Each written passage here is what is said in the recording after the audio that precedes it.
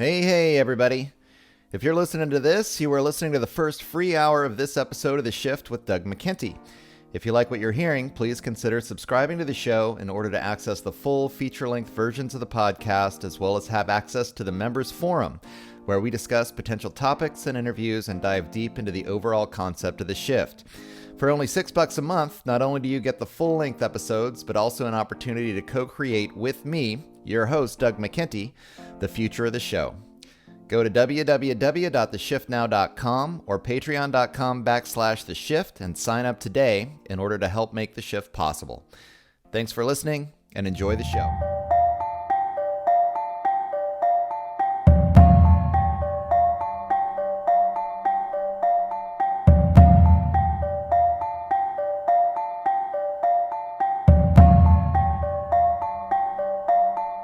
Good morning, noon, or night, wherever and whenever you are listening to The Shift. I'm your host. My name is Doug McKenty. This episode was recorded on March 16th, 2022. Today on the program, I welcome Andrew Schlademan, whose work translating alternative media from German to English has provided much-needed European perspectives to the English-speaking world. In particular, Schlademan's translation of Presstitutes, Embedded in the Pay of the CIA, written by prominent German journalist Dr. Udo Ulfkotte, delivers insights into the world of professional corporate journalism and the internal corruption that defines its narratives, with a clarity so far left uncovered by English-speaking writers. Ulfkotte, now deceased, worked for decades at the prestigious daily German newspaper, the FAZ, eventually promoted to assistant editor. Over time, he came to realize the profound extent to which billionaire foundations, think tanks, intelligence agencies, and other foreign political organizations such as NATO and the U.S. Marshall Fund had on the narratives presented to the German people. In his book, he describes a kind of soft corruption that had become so endemic and normalized throughout corporate media circles that it was hardly noticed. Private funding from these organizations of lavish trips to allied countries, think tank seminars, compensation for speeches, and prestigious awards given to all those providing positive coverage, utilizing the preferred narrative, are all examples of how corporate journalists are implicitly encouraged to provide information from a perspective amenable to upper-class interests. Even contacts with intelligence agencies providing anonymous or undisclosed sources are encouraged. Refusal to promote these preferred narratives in favor of real investigative journalism equates to career death, as access to these prestigious institutions is a requirement for success. We often hear that there is no way all journalists are engaged in some grand conspiracy to cover up important information that provides an alternative viewpoint. Many observe the plethora of corporate media outlets and conclude that competition must encourage truth-telling. Ulfkotte reveals the grand conspiracy is nothing more than a corporate culture consumed by a drive for prestige, only afforded those who play the propaganda game. Independent perspectives are relegated to the annals of conspiracy theory and shoved down a rabbit hole so deep they will never see the light of day. Enjoy this conversation with translator Andrew Schlademan, where we discuss Ulfkotte's work and place it inside the larger picture of a worldview outside the mainstream narrative. Our discussion will also touch on Andrew's other work, including translations about the German New Medicine movement and other alternative perspectives from a distinctly European point of view. You can find all of his translations by searching for Andrew Schlademan on Amazon or going to www.thelearnedowl.com. If you like what you're hearing, please like, subscribe, and share this episode throughout your social media network. We rely on listeners like you for distribution of this alternative information. For more about The Shift, sign up for the newsletter or subscribe for feature-length versions of the show. Go to www.theshiftnow.com. Become part of the conversation by friending Doug McKenty on Facebook or following @DMcKenty on Twitter. I want to thank translator Andrew Schlademan for agreeing to this interview, and thank you for helping to make The Shift. Hey, everybody, and welcome. This is the 113th episode of The Shift. I'm joined today by translator Andrew Schlademan. I promised him I wouldn't butcher his name. And he has been a translator of various books in German. I'll let him explain a little bit about his history, but we've got a book for you today entitled Presstitutes, Embedded in the Pay of the CIA, which was written by Udo Ulfkotte. I think I got that right too.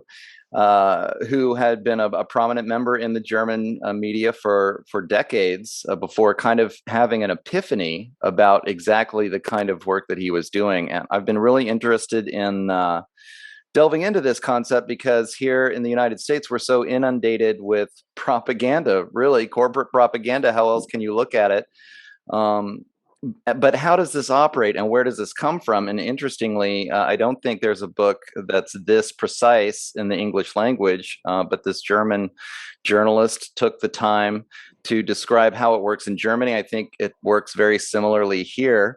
And you'll see just how much control, really, ultimately, I think the upper classes have in terms of the messaging that really everyone gets from the mainstream media across the Western world. So thank you so much for joining me today, Andrew. You just want to spend the first couple minutes introducing yourself and yourself as a translator. Give us a little bit of the history of Mr. Ulfkotte. Well, thanks for having me, first of all. Yeah, I, with my German-sounding last name that everybody butchers, in about 2004, decided, or before that actually, but by 2004, I was ready to get out of the United States. I wasn't in agreement with the war on terror. Everyone was calling me American Taliban, even in Chicago, a very liberal city. When I said that the wars in Iraq and Afghanistan were illegal, people would want to fight with me, literally. Right. It's kind of I don't know, when you get into that cognitive dissonance, they have a territorial,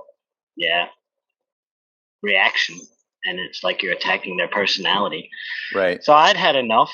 Got married, left with another German American woman. We both went to Germany, wound up 2 years in the Czech Republic, and then moved to Augsburg, where we had been teaching for a while.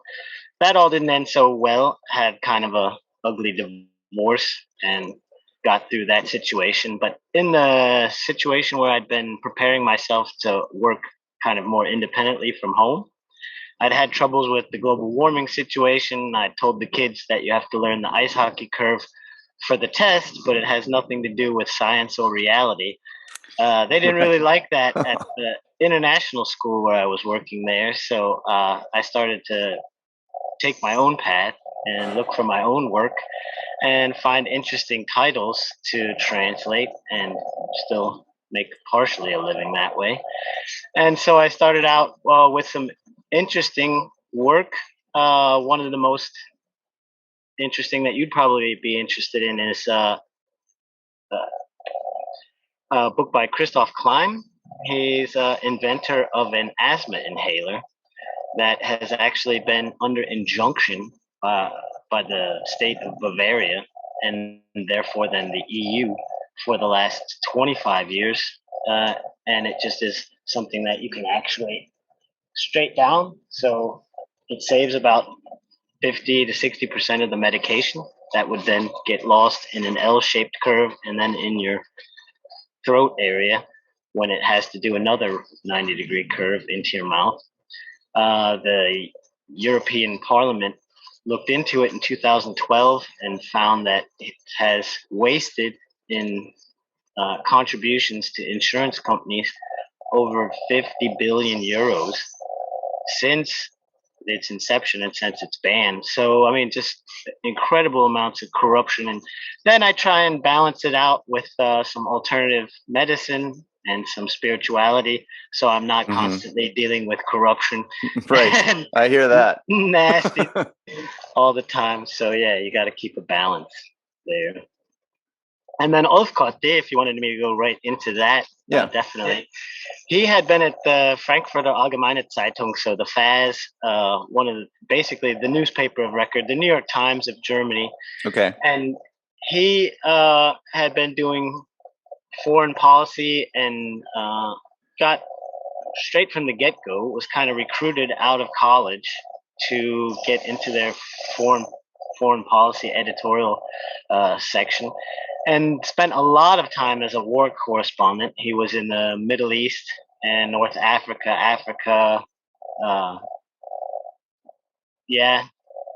East Asia, West Asia, and had really just played the game, had vacations to Oman, and got all the luxurious perks and conferences on the Lake Como in Italy, and basically everything you could wish for as a journalist, as long as you toe the line and say what you're told to say, often just putting his name on reports that were written for him, for the newspaper to be inserted. And after a while, it came down to him being approached by political rivals of a SPD politician, one of the parties in Germany. There's 5 or 6 major ones, one of the 2 big ones, to basically spy on one of the political, a high political officer in one of the German states, through doing like a lifestyle report on his wife. And he was like, this is just going too far. And he'd also had then a heart attack, if not 2 already at that time. And he said, what am I doing this for? This is killing me. Originally, had been in Iraq, had been exposed to poison gas, had cancer, and had survived that. So had gone through some major health problems through his life. And then after a series of heart attacks started, he was like, what am I doing? I'm killing myself. I'm selling out my country. I'm selling out the people of the world. And I got to start laying the facts on the table and setting the record straight. And like you said, an epiphany. Yeah. And then he started writing a series of books, starting after about 2001 or 2. Probably the war on terror and the Trade Center attacks affected him as well. And about a book a year he put out after that, all more scathing than the last. He was really against a lot of the policies, the mainstream policies of the German government with regard to just unlimited immigration and kind of the introduction of the euro, the membership in the EU and the eastward expansion of the EU and the eastward expansion of NATO, basically opening up the floodgates and basically ruining Germany. And he thought all of those things were, if not wrong in principle, wrong in the way that they were being played out at the expense of the German people themselves. So that's kind of Udo Ulfkotte in a nutshell, Right. And myself in a similar time frame, although he was a lot more influential than I was. So, although I'm trying to make up for that now. All right. Well, the interesting thing about Udo, as you say, he basically works for the New York Times, in the German version of the New York Times, and he's been working in this for these guys for about 2 decades, right? And then a few other institutions on top of that. So he's well within the system of what he calls the alpha journalist system in Germany, one of the top journalists on the scene. And I think the first thing that struck me as I was reading the book was how normalized. Well, I guess we should first talk about the types of corruption, because you know what you get when you talk to people about the mainstream media. They always say, well, not all the journalists can be in on the conspiracy. There's some conspiracy to propagandize us with these certain messages, and they have to believe. I think a lot of people really believe that all of these journalists can't be involved in this system, and they're truly doing some kind of investigative journalism, and they're seeking the truth. I mean, especially here in the United States, I think people really have a strong belief that that's how the media works. But what Ulfkotte describes is a kind of a subtle form of manipulation, but multiple subtle forms of manipulation that over the course of a career, it becomes so normalized in the whole industry that people are really heavily affected. And even though they don't really know that they've been affected, will you speak about the just the sort of the general corruption and how normalized it seems in the German press? And again, I think this can easily translate to how it works all over the Western world. Well, there's essentially a system of perks and rewards that you're rewarded for your good behavior, or you are sacked if you don't follow the line. So a lot of them definitely want to have the rewards and Right. the ways that they can make money on the side. He goes through several different ways that they can make money on the side, but and also the prestige level. Like you can see through the lists of the organizations that these prominent journalists uh, are involved with. He can pretty much map out which organizations are dictating the terms, which ones are at the top, where the top journalists are invited to. They're given a 5-star hotel, all inclusive with food and drinks, the finest things. And you get that once a year if you're just a little journalist, or twice a year, or maybe even up to once a month, or even those people just are attracted to that kind of a lifestyle. They like hobnobbing with those people, and then when you are in bed with them, you can't really say anything bad about them. Right. So the big question he asks is, how can people be involved in these organizations? Because you see a lot of top journalists, for example, there's a chapter on the Bilderbergs at the end. It's like you never hear any reporting from that, yet you have top journalists all invited to that. So is that where they're getting their marching orders? Is it the Munich Security Conference in some of the side rooms where they're talking?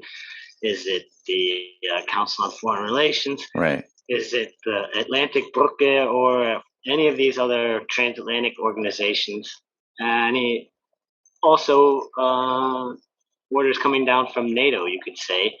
A lot of the times they're just as the press office for NATO, the EU, and these people can also then get speaking engagements on the side and make a lot of money speaking to corporate organizations or other organizations. So the higher you go, the opportunity for milking the cash cow just gets greater and greater, and so everyone toes the line. In German, they call it the scissors in your head. Here, we would call it self censorship. Right. So, but they learn to what to say and what not to say, and then just it functions almost automatically.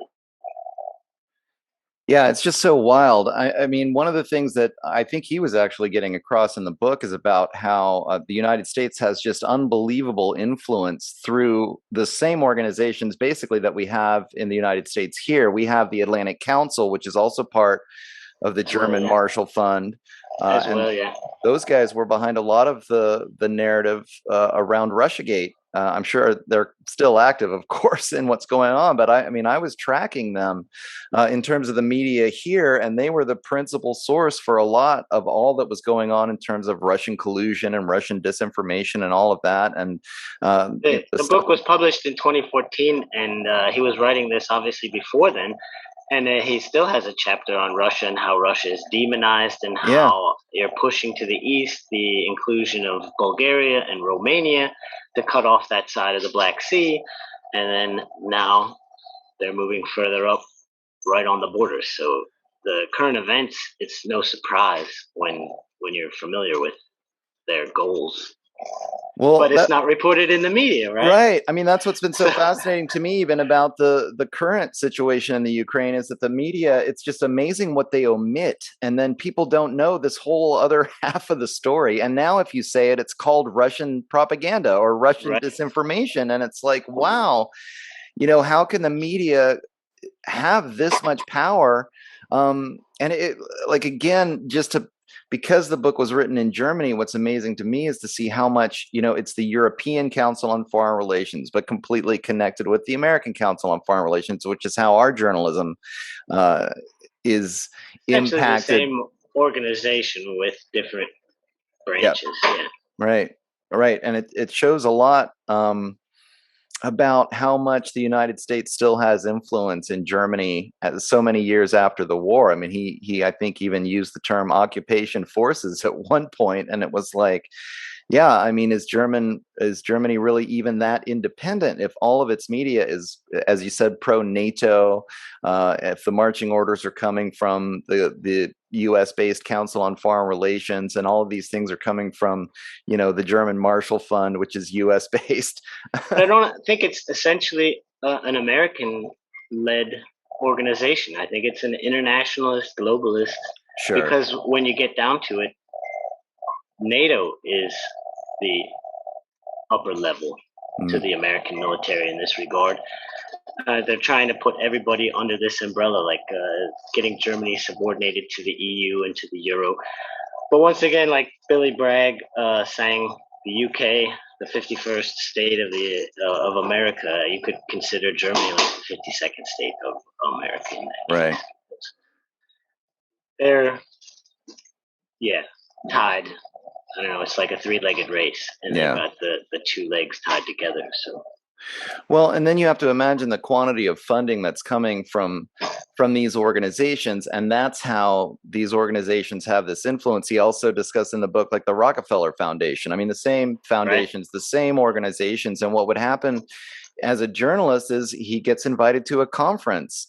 Maybe he wins a prestigious prize, or he gets paid to give a speech, but then they hook him up at the five-star hotel, and he can take, hop on the helicopter to go over across to the island where the Rockefeller Foundation. I mean, you're living the life if you choose definitely. to just look Mhm. the other way. I mean, it was amazing, and this is what I think makes it so subtle for people. And actually, as I was reading it, it was funny because I realized, like, of course this is how it works, right? I mean, of course it's all corrupted. Do you really think that all these journalists are out there, truth seekers, willing to sacrifice their lives and their career to get the truth out to the people? I mean, none of And these they've guys are they've doing found that. ways around that as well with the war correspondents, where they're always carrying around jerry cans full of gasoline so Right. that they can get some footage from the local militias for extra money for cigarettes and alcohol, and then pour some gas on something and let it burn behind them and say, "Well, I'm right here in the middle of it with machine gun fire from friendly guys just firing it off in the background, so it sounds good." So Right.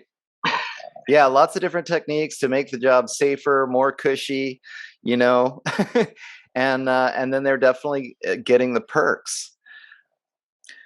The other thing I wanted to go into, I mean, so it seemed like when his descriptions, well, I think he said that he was approached directly, actually, eventually by intelligence agencies, but also that certainly within this think tank, private foundation purview, there was a lot of intelligence action going on too. So that's when you well, really they work start to as see these connections. go-betweens Mhm. often.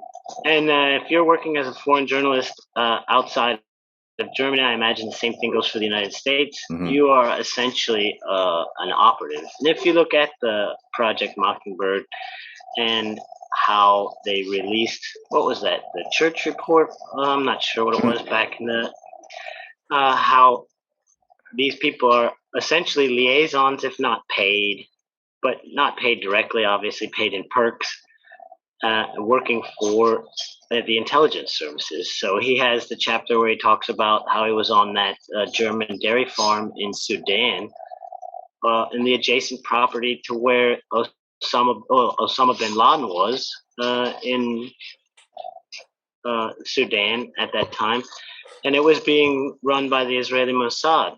So I mean, they had their eyes on him. The Americans sharing that information had their eyes on him. It's like no secret what he was doing the whole time, and then they paint him out to be the boogeyman after that. So Right.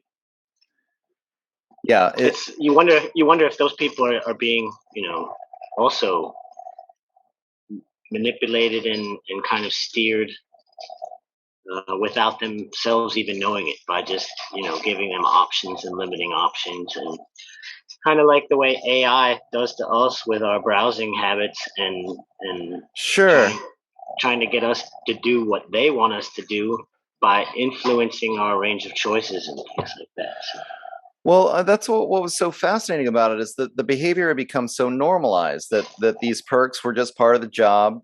Journalists, if you were a journalist that was um, uh, going to write about certain cars that were coming out, then the companies would give you free cars to drive around, to test drive, whenever you wanted to. And he opens the book with the chapter about his trip to Oman for the Sultan of Oman, where it was just a full paid 5-star hotel. Everything got billed back to the hotel room. As long as The only thing you couldn't write was that he was a dictator and he ruled with an iron fist. That's right. Otherwise, it was a fantastic vacation Yeah, what a great gig. with lovely beaches and snorkeling, and yeah, you couldn't go better if you're a German flying there. It's only a couple-hour flight from Germany. Why not? Just don't pay attention to the suffering people under the dictatorship behind the fence. Yeah. But I mean, we see the same thing in the United States with destinations in Central and South America. And I mean, you can really apply it almost one to one. I'm just surprised nobody's done it already. Yeah. And wrote the bot journalist's book for the Anglo-Western media. So. Yeah, I mean, it's such a taboo topic to talk about. I think that's, again, like, people think it can't be some kind of grand conspiracy, but it's just like, it's just normalized Very corruption. soft. Everybody knows what's going on, and everybody knows that if they make a stink about it, then they're going to lose their job, And so it's like, of course nobody says anything, and everybody get just hassled because then he started getting searched by the police, the federal police. right. And they started trying to make his life hell. But at the end of his life, I don't think that my biography of him is included in there. But if you go to Amazon and do the look in the book, I think you can read the biography at the end of it. At the end of his life, he was pretty much living very secluded on a really rehabilitation farm for animals. He would take like work animals in that were past their working lives. Mm-hmm. They call it a Gnadenhof in German. But yeah, I mean, we actually moved into an area here in Ohio now that's got one right behind us. We're looking forward to going and seeing the animals. But really just a nice guy. And then public enemy number one. The other thing is that they'll mention on the news, Udo Ulfkotte was, raided by the police today for suspicion of giving state secrets to whoever. But then the charges are always immediately dropped, but they never apologize on the news, or they never say he was cleared of those charges. That's just another way to soft slander somebody without saying anything. And then he said, well, look at the way my neighbors look at me. When the federal police are coming in commando, it's kind of like what was that Roger Stone, the last one, where they have frogmen in the water out behind his house. Right. Just ridiculous. You get that happening to you, but then nobody says, oh, all the charges were dropped because there was no substance to any of them. I mean, a lot of men like me are dealing with that in a divorce. I got shell shocked with the bailiff and the police, and then a year later, oh, okay, there's no charges. Oh, well, you don't have anything left. Sucks be to you, as right. Yeah, some people would say. I don't know. It's just it's been kind of rough, and then this last year now, it just got too hot to handle in Germany. So yeah. my German wife and I got married again the year before because we figured this looks like it's getting bad. We better be able to go wherever we want together and not have them be able to separate us. So we did get married, both divorced one time, once bitten, twice shy. So we were together for about 7 years, and then not married, and said, okay, well, let's do this. Who knows what's going to happen? Right. And then I was working, teaching still part-time. She's been a nurse working in the intensive care unit, off and on in the intermediate care and the various ICUs. And it got to the point where we weren't allowed into work without either testing every day or getting the jab. So right. I had a lot of overtime because I was the only person that wasn't sick at that school where I was working. So I was at home then for about a month, before we even got started, and she got to the point where I'm not going to do the testing under supervision every day just to come into work. And so she said, "Let's get out of here." Yeah. And we December or early December, we booked a flight. Within a week, she sold off everything she could, and we left. And then getting into the United States was tough because you have to have proof of vaccination. So we don't know how much I want to say on this topic, Right. but we went to a Well, yeah, it's we difficult. went to a different country and we got that proof of vaccination. It took 7 weeks, and then we flew into the United States, and then getting us started here, brand new, but working with friends in alternative health. I apologize. It's okay. Family of 6 kids. Someone needs ice from the machine right now. Okay, thank you. I'll be done in a little while. Where Well, was it? Yeah. yeah, I mean, let's just get back to the book, because I think just getting back to the similarities between the kind of I mean, certainly this whole coronavirus thing was a huge propaganda exercise in As and of well. itself. And that's getting to be worldwide. And I think because we have this very similar experience, we have these think tanks that can really control what's going on in the press. They give all kinds of perks, these private foundations with unlimited funding that can help these guys out. The other thing that I thought was really interesting, I wanted to tell you, I actually had a friend of mine that I was interested in. He was a local journalist where I lived, and I was interested in comparing and contrasting different media sources with him, because it was about the same time where we started getting a lot of this fake news, disinformation, these kinds of memes coming all over the American press. And I would send him a few of my independent media sources and be like, "What do you think about this? Why is it crazy conspiracy theory in your mind?" And then he would simply kept repeating back to me, "Well, they don't, these guys haven't won any like Pulitzer prizes, so I won't listen to them. I'm going to listen to the Washington Post." And so it just really struck me when I was reading in the book, in the Presstitutes book, about how they also, I mean, it's these same organizations that then give the prizes to the guys that toe the line and The and best. spew the propaganda. And it's amazing The best. how Yeah. powerful that's been, right? Yeah. So that's a sure way of getting yourself a nice pat on the back, cash prize, whatever else goes along with it. Yeah. Self-congratulating. It's. Right. I mean, for those who are suspect, the book will make total sense. Yeah. And for those who are critical, it will definitely open up their eyes.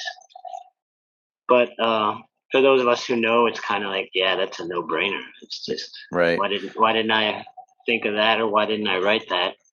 If I were into journalism more, I would probably want to write something about that for the U.S. and just do an analysis. It would be relatively Sure. easy, but I've got my specialties and I stick to those. So.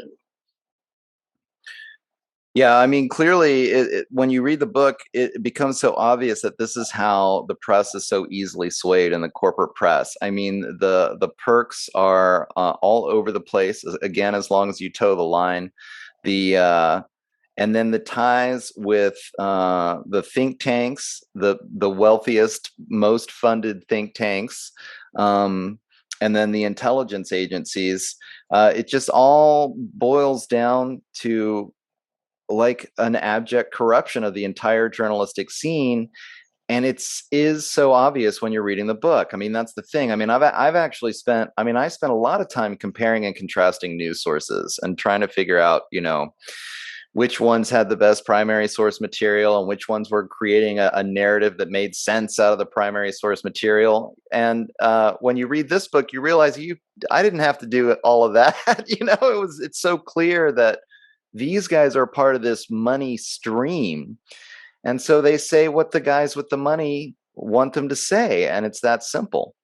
The cheap level, I think you could compare it these days to the Instagram influencers. I saw that some shops, like in California or wherever, will have a sign on the door that says no freebies for Instagram influencers, because they come in and expect to get stuff for free just so that they can take a selfie with a product or something like that, put it Right. on their channel. Sure. And every third person is trying to be an Instagram influencer these days and just get those freebies, like the journalists of 5, 10, 15 years ago would be doing when they showed up for a review or anything like Sure. that. So Yeah, I mean that's exactly what it was.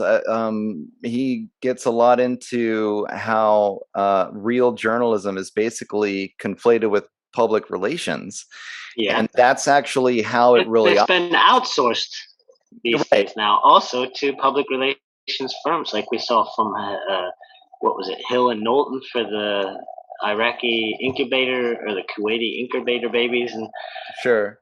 and you wonder what they're doing right now with this current situation in the Ukrainians. Well, I mean, I've had people like if you follow the maternity ward thing, the Russians have bombed the maternity ward, and you find out, well, that thing's been empty for weeks, and but the mainstream press doesn't mention that, and so they're still pulling the same tricks. It's just over and over again, um, and Because Russia obviously has a great interest in committing war crimes so that right. they'll look like evil barbarians. That's number one priority. Yeah. I mean, I Yeah, heard whatever. I actually heard one American colonel describing that I mean, they could have come into Ukraine with shock and awe like the Americans did to Iraq, and instead they've Right. actually been doing this very slow methodical incursion in order to minimize civilian casualties. Surgical.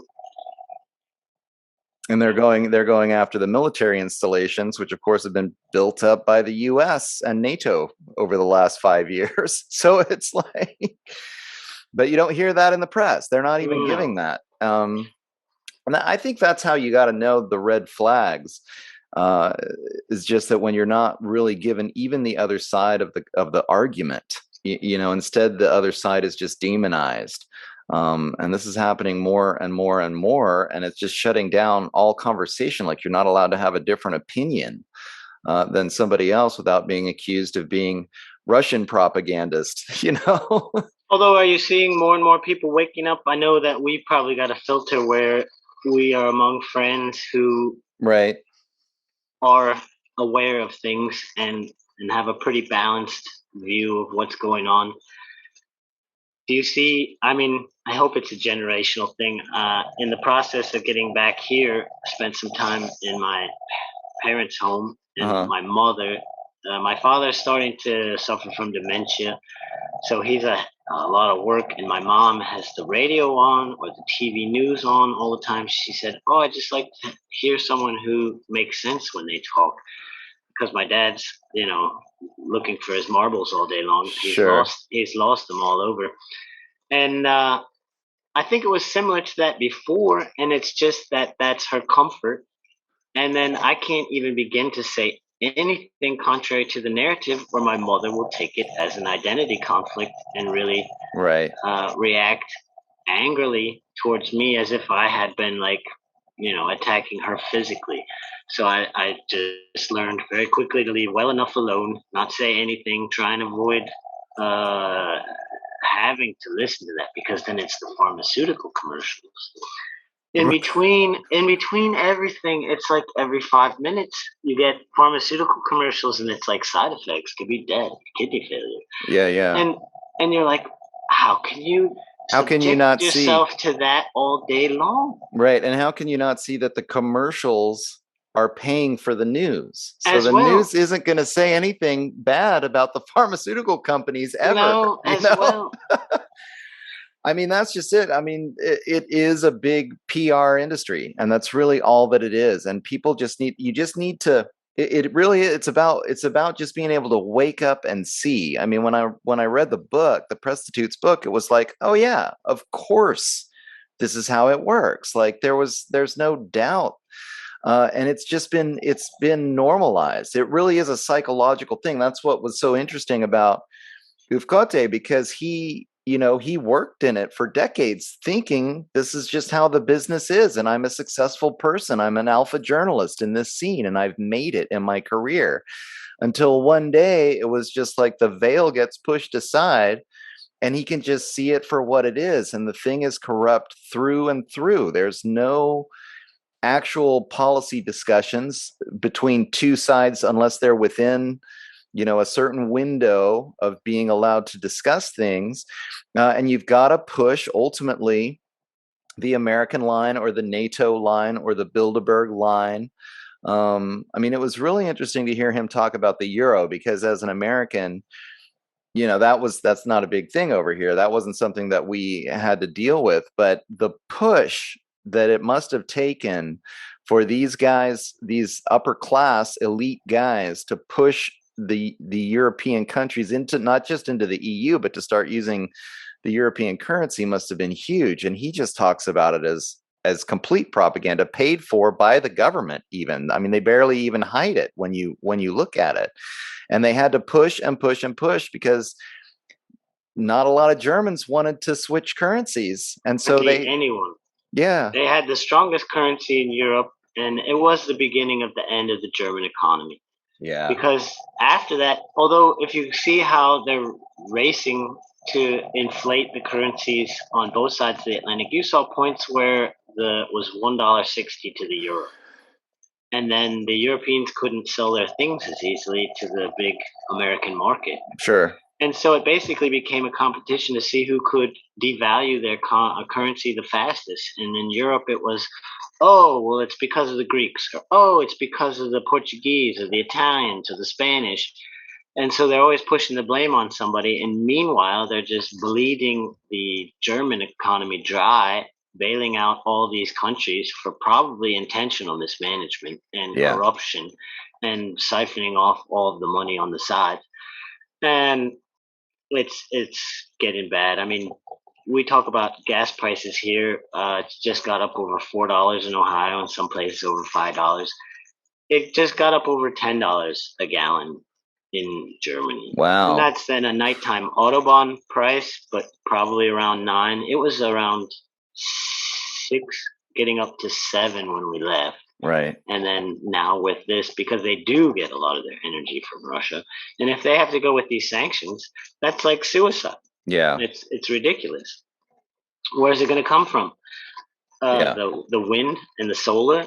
It's ridiculous. I broke that down for my students, and I said, "What are you going to do? This only makes up like maybe 15%, if that, of the total energy demand that's used on a daily basis. You're you right, can't shut off the nuclear power plants by 20 whatever.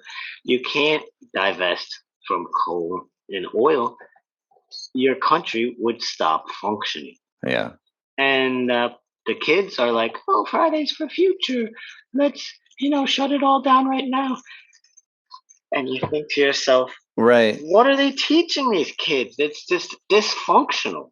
It's insane, and nobody questions it. yeah, For some reason, it seems like. I just heard an NPR. My mom was listening to the radio in the kitchen, and somebody talking about how to make different dishes with bugs and stuff. And that's the next thing on the UN 2030 agenda, is switching to like insect-based protein. It's just insane. It's right. insane. I mean, I could understand how that might be useful at some point to a certain point, but just like doing a one overnight transition, Well, once you can see it, you can't unsee it. It's like no. the NPR piece.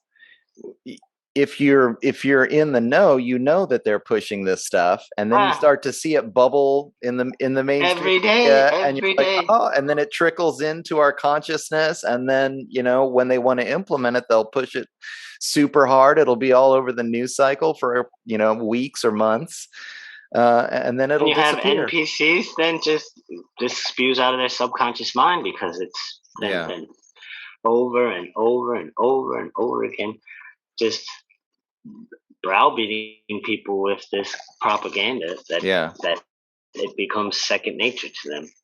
Well, that's what. So that's the main reason why I stick to then some spiritual and some other topics, because you can't Sure. deal with this stuff 24/7 and you drive yourself crazy. I mean, Yeah. it's good to be prepared and to defend yourself intellectually, but at some point it becomes overwhelming. Well, Reason I got interested in your podcast because you did the interview with the producer, the filmmaker of the terrain mhm. theory, and I had been translating a little bit for Dr. Stefan Lanka as well before that, and then was following up on all the information I could get on that. And yeah, it's hard to find now. There's so many people out there trying to share the truth, but without the huge marketing budgets and without the international bankers behind us.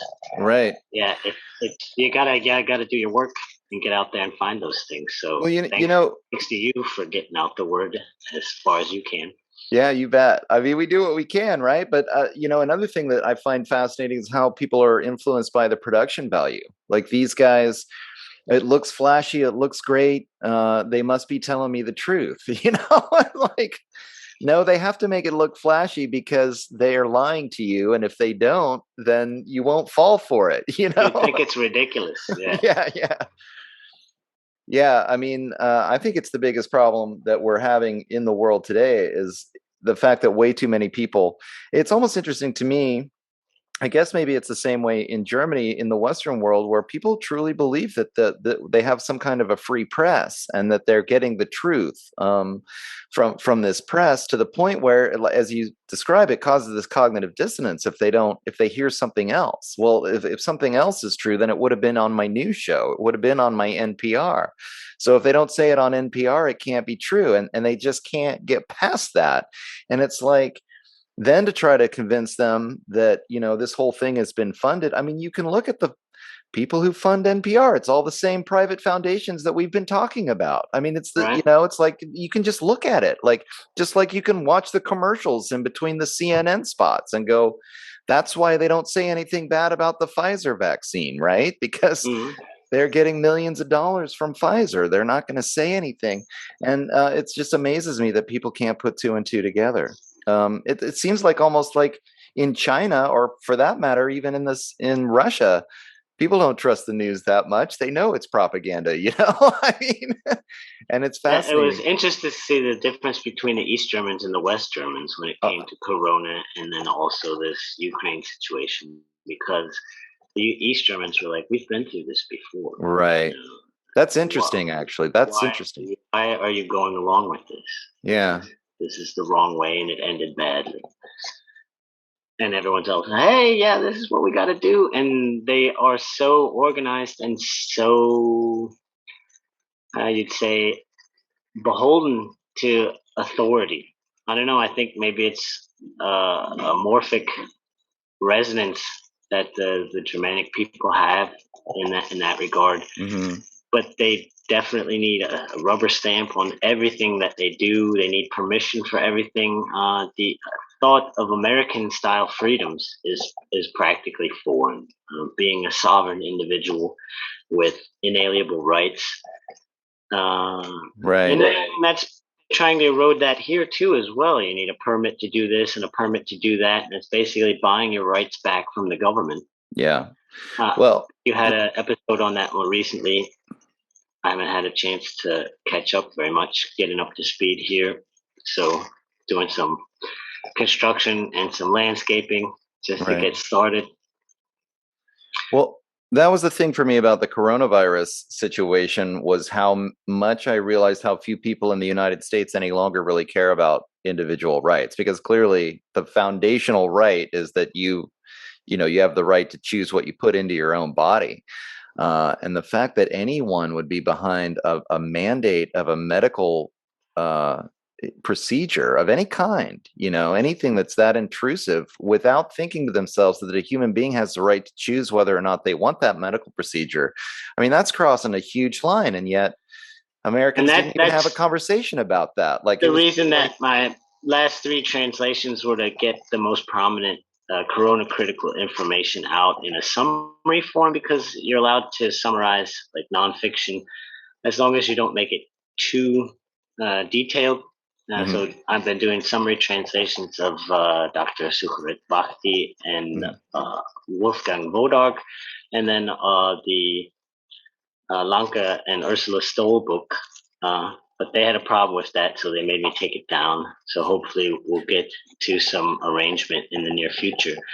But there are voices out there that are critical. There are very reputable doctors who are speaking out against it. And so I just wanted to make that information available in a summary form and publish it for independently for a really low price, just so that if anyone was interested in that, it's obviously not very many, but it's also then a search function, because you got to know that Amazon is probably limiting these things unless you're doing a Sure. specific. And I don't have an advertising budget. I don't have a marketing budget. So just among the people that I'm in contact with on social media, I don't spend a lot of time promoting myself. So yeah, uh, not doing this to make money. That's what you can Well, I hear be that. sure. Yeah, but I mean, it does make you feel good and you sleep well at night, because you're doing your part. We Yeah. all got our part to do. So Well, why don't you go in a little bit more in detail about the difference between East and West Germany? Because it is actually kind of fascinating to me to think that the Westerners, they have this concept of themselves that I'm more and more. I mean, I fell prey to it too, being raised here in the United States, where you really believe that you have freedom of the press and you believe that you have these individual rights, and even as they take them away from you, you just can't imagine that now. Like, how far away are we from a Chinese system? I mean, not actually very far. We probably have a very similar internet censorship or social media censorship type system that I mean, I believe that these guys, Google and Facebook, they tested these things out in China and then they moved them here. I mean, they're just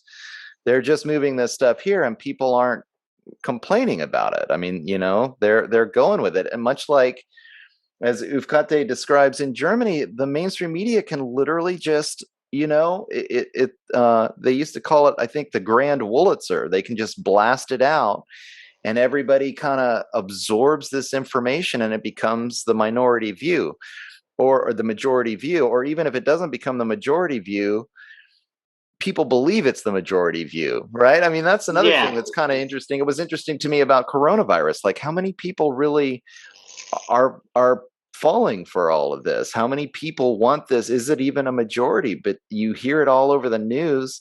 and how many people base their decisions and behaviors on what they think others think? Yeah. Well, that's the Even powerful tool here, right? That's the powerful tool. because Germany was still supermarkets with the masks. I just saw an announcement from Aiwanger, the economics minister of Bavaria, who said the children will be able to take their masks off in schools from starting in March, and then through April 4th will be the last day that some of the grade levels, they're going by different grade levels. And it's just like, Right. How does oh, that make sense? right. And Well, so the East and West German divide, it's just the East Germans lived through communism and they know what it's like. yeah. And they don't want to do it, even if capitalism has its faults. Uh, they want to be able to choose to do what they want to do. And so you see a lot of demonizing of East Germans as what they call Reichsbürgers, would be like your neo-Nazis, Well, where they're basically just people who are like libertarians. right. And you see that here as well with every organization, like around the December or January 6th thing, whatever happened there, that it will come out in time, I'm sure. But if you are against the government and you are for freedom and individual responsibility, you are a neo-Nazi. Yeah. Although not an Azov battalion neo-Nazi, that's a different story. Right. And so they went from being, they called it dark Germany as a slander. Dunkel Deutschland, the Eastern Germans, kind of like the ones who were left back in time, because getting East Germany integrated into West Germany was a huge burden. But then they opened up East Germany to kind of soft economic exploitation or investment. So I had friends who had invested in like shop fronts and real estate, and you get government subsidies to support those kind of properties. Uh-huh.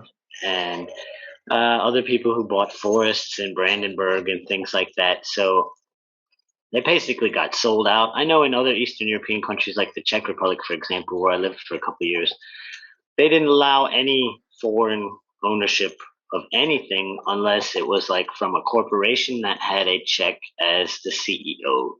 So they would have been swallowed up by Germany and Austria immediately had they allowed that. Hmm. East Germany basically did get swallowed up by Germans, so it wasn't kind of a international situation. It was Sure. an internal national situation. But still, East Germans left by the droves, and now a lot of that's being filled up by refugees and immigrants that don't even speak German. If you look at the reports from schools in Berlin and stuff like that, it's like a war zone.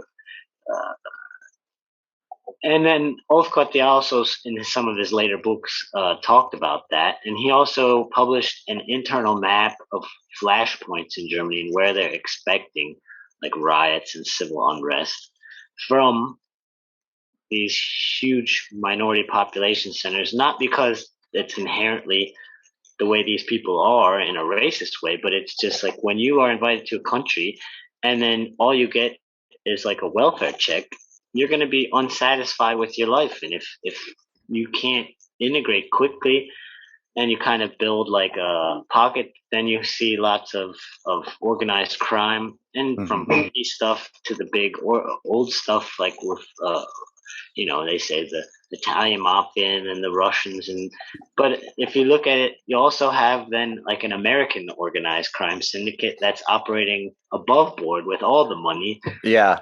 That you could see in the media and the way that the country itself is being steered.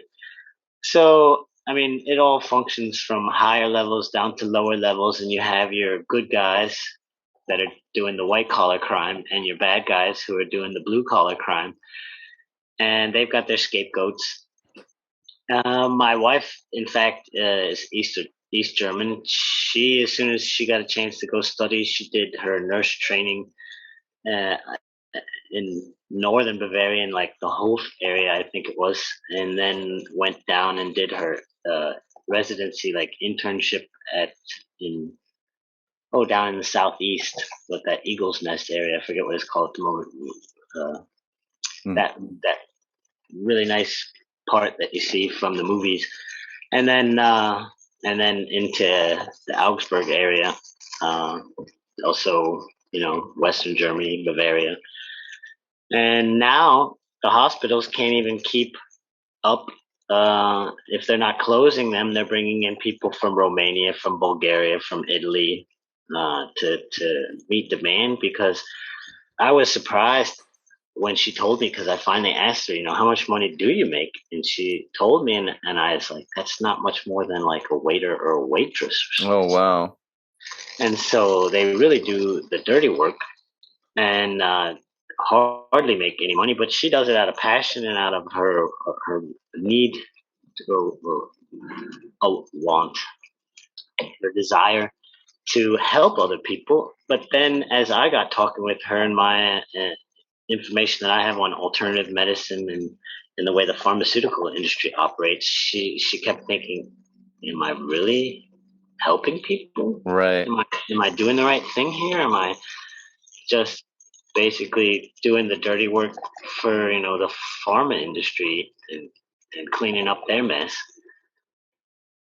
So yeah, there's shifts all through Europe, east to west, and then you see how NATO has expanded, and a lot of people are sharing that meme now lately. NATO promised not to expand to Russia, and now they're on their doorstep. I mean, the fact that Russia didn't do anything or respond when the Baltic countries joined, Estonia, Latvia, and Lithuania, that are just minutes away from St. Petersburg, just shows you how restrained they've been, how patient they've been, and this was just the red line too far, obviously. Yeah. You are listening to this. You are listening to the first free hour of The Shift with Doug McKenty. For access to the full feature-length versions of the podcast, go to www.theshiftnow.com and subscribe for the audio version for just $6 a month. Access the full-length episodes in video form through rockfin.com by subscribing at the Shift with Doug McKenty landing page. For $9.99 a month, you gain access not only to The Shift, but also all other premium content material hosted on the platform. Find out more at www.theshiftnow.com/store. Detoxify your body, decolonize your mind, make the shift. I want to let people know where they can get a hold of your material. Well, if you have my name posted there, otherwise it's much easier if you say Alt-DE as one word or two words, like alternative German, so ALTDE. Mm-hmm. You can see on Amazon my book list. A lot of these are published independently, so either you could follow the book and then look it up as to the publisher. Obviously, that's always a better way to order a book. My sister owns a bookstore in Hudson, Ohio. You can go to thelearnedowl.com and order books from her, and she'll ship them out to you. Otherwise, yeah, you can see my book list on Amazon. That's got some corruption, some conspiracy, and some alternative healing and ways to look at your body that are interesting. And the other one is the Psychic Roots of Diseases. It's been updated a couple times since the one published version, and the author kind of had some problems with that publisher. So it's best to go to free-new-medicine.com and download it for free in the electronic form. So it's a PDF. All right. Sounds good. We'll do. And I'll let people know that you've been listening to The Shift. I'm your host, Doug McKenty. You can find all of my stuff up at www.theshiftnow.com. I've been writing a new blog on Substack called The Populist Papers, so you can check out my written stuff there.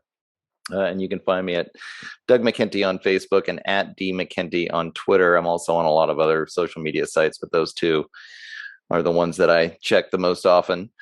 So thanks a lot, Andrew, for coming on, and thanks for the translating work that you're doing and helping to get the word out there. The Presstitutes book was really eye-opening, and I think this concept of soft corruption is clutch. People need to understand that this is how so many people. It's almost like being in a dysfunctional relationship, right? The dysfunction has been so normalized that people they kind of know if they talk about it, it's not going to end well for them. So they just keep their mouths shut and they ride the waves and they get the prizes and the fame and the wealth. But it's not really working for humanity. It's working for this upper class. Hopefully more people will figure that out. Well, thank you for having me, and it's time for me to get back to work in the dirt for a couple of good small business owners that are happy to share their success. Sounds like a plan. All right. Thanks, Andrew. Take care. Thank you. All right, ladies and gentlemen, there you go. My conversation with translator Andrew Schlademan. I was happy to have him on because I've been wanting to have this conversation. In fact, I've kind of had the conversation with a few journalists in the past, but this one was the entire book, Presstitutes in the Pay of the CIA by the deceased Udo Ulfkotte. Really kind of took the cake. It did what I was looking for it to do, which is describe exactly how the mainstream media has become so corrupted and why it is so flooded with propaganda narratives that function for upper class interests and not really from the perspective of what's good for the common person. I think that the story that was told about Germany, well, the interesting thing was that from Ulfkotte's perspective, Germany was essentially an occupied country. He would look at these think tanks, the Trilateral Commission, the European Council on Foreign Relations, NATO, the Marshall Fund, which is a U.S. Marshall Fund left over from World War II. All of these, in fact, the same think tanks. We have the Atlantic Council here in the United States and the same other think tanks here in the United States. The Atlantic Council is connected to the Marshall Fund. So these same people here in the United States doing the same thing to the journalists here. So I thought it was interesting to be able to check out his work and see how the system functions in Germany, and really discovered that it's the same system that works here in the United States. So I think that there's quite a bit of crossover information in terms of this book and the German situation in the mainstream media and what goes on here in the United States, with things like our Pulitzer Prizes, with things like making speeches at these prestigious think tanks. And again, often exactly the same. There were stories in Presstitutes about the Rockefeller Foundation being active in Germany and inviting journalists to big conferences and paying these journalists to stay in the five-star hotels and taking them to the lavish conference rooms and paying them to make a speech in front of all of these dignitaries. And it seems like there's so much of this soft corruption going on that lends to the prestige of the journalist, and they don't even really think about it. It's just the way the system is. It's an endemic part of the corporate culture, and this is, as those of you who've listened to a lot of this show understand. I mean, I just basically call it the corporate government complex that's been driving colonization really for the last 400 or 500 years, since the colonial days when the first transnational corporations were born out of the feudal system. But we're seeing how this corporate culture has simply been corrupted to the bone, and everyone who interacts with it, this corporate government system, it's like there's this soft corruption again that happens throughout the entire system. So I've been curious about this question because everybody always says, well, not all the journalists are in on it. There can't be some grand conspiracy. You're just a crazy conspiracy theorist, because not every journalist at the New York Times or the Wall Street Journal or the Washington Post or NPR, they're not all part of some grand scheme to push propaganda on the American people. These are journalists, hardworking people. They're doing their job, and their job is to do investigative journalism. They have editors that double check their work and make sure that they're telling the truth, and the American people always get the truth, right? That's the common perception of how modern media works here in the United States. And the truth is, as Ulfkotte reveals in Presstitutes, that behind the scenes there's just a corporate culture that is intimately connected to upper class wealth, upper class and political, and they're all intertwined, the corporate government complex, this kind of wealth that allows for these guys to, take trips, get paid tens of thousands of dollars for speeches, go to prestigious universities, make speeches, hobnob with presidents and prime ministers and premiers from all over the world.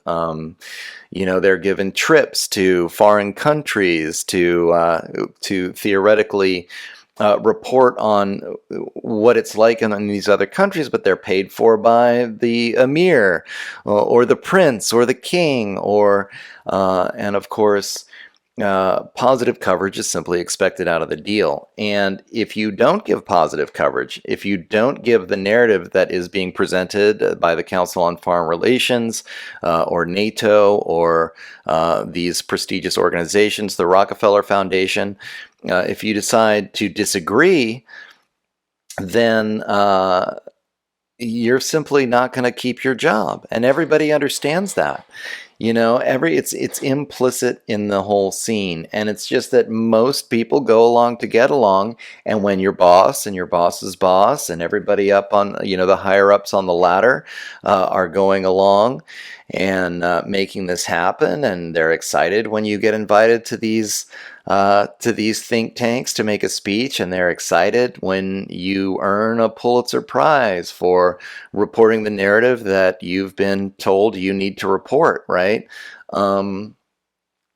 Then it just becomes this endemic, and I like the way he put it, soft corruption throughout the entire system, part of the culture, and it goes unnoticed, but it has a profound influence on the narrative that gets told throughout the corporate media and the corporate press. There's also the interactions with the intelligence agencies, which his story along those lines were really interesting. He would talk with the German intelligence. He had his connection, as journalists do, right? And when you get your connection to the intelligence agency, it's considered a big chip on your shoulder. Like you're doing a great job. Your boss, you get a promotion, you get a raise, you got the inside line on the intelligence agencies, and these guys are feeding you information, but you're not asked to verify their sources. These are anonymous officials within intelligence agencies just feeding you information that you're allowed to blindly take and present to the public as truth. He goes into detail about his own experiences doing this, and then suddenly realizing that, like, these guys could just be planting information. Like, none of it is verified, none of it is potentially true. And I'll tell you, I can't tell you how many articles I've seen in the Washington Post where the one source was an anonymous CIA agent, and that article became the source for the New York Times article and the USA Today article and the CNN article and the Newsweek article and the NBC article and the CBS article, and it all came from this anonymous intelligence agency source, and Ulfkotte goes into how that works. And when you're the reporter that has that inside track, then you get the promotion, you get the raise, and nobody asks you to verify the source material. So this is how the intelligence game is played, and this is how propaganda gets spread. The notion that there are thousands and thousands of hardworking journalists at all of these newspapers and corporate media outlets across the globe that are true truth seekers and are all virtuous actors in this great game of democracy. They represent the fourth estate to make sure that the government stays clean and that corporations aren't screwing us. That is just not the case. That is a false reality. The truth of it is that corporate media is, in fact, engaged in essentially this soft corporate, soft corruption system where it's not blatant, it's not overt. They're not just passing bribes back and forth, really. Telling people, hey, I'll give you $100,000 if you present my narrative as the truth. But I think so much of it just has to do with that human desire to be close to power. Journalists just think they're cool when they get access. I think this was something that Thomas Hobbes wrote about in the Leviathan, that it's just human nature to want to be close to power. And so, Hobbes took it to this level where all of our relationships have to be power. This is just the way it is. This is the state of nature. I like to think that human beings can be authentically, emotionally connected and have compassion. But so many are willing to sacrifice morality and virtuous behavior, that search for truth, that real quest that we want in our journalism, right, in our fourth estate. So many are willing to sacrifice that for $200,000 a year and or more. Some of them are making way more than that, and the fame that comes along with being a top-notch alpha journalist, as Ulfkotte describes them, and being able to hobnob with the other wealthy and powerful politicians. So I hope this conversation gave you insight into how that world worked, and I certainly recommend checking out the book Presstitutes in the Pay of the CIA.